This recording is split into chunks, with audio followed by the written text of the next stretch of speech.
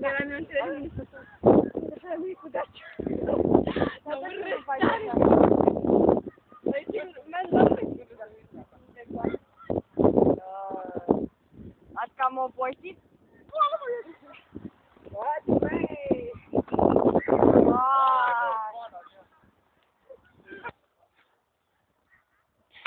Aici! Auzi, Bianca, trebuie acum un calson de la mașină, de la... Da, un calson de lață.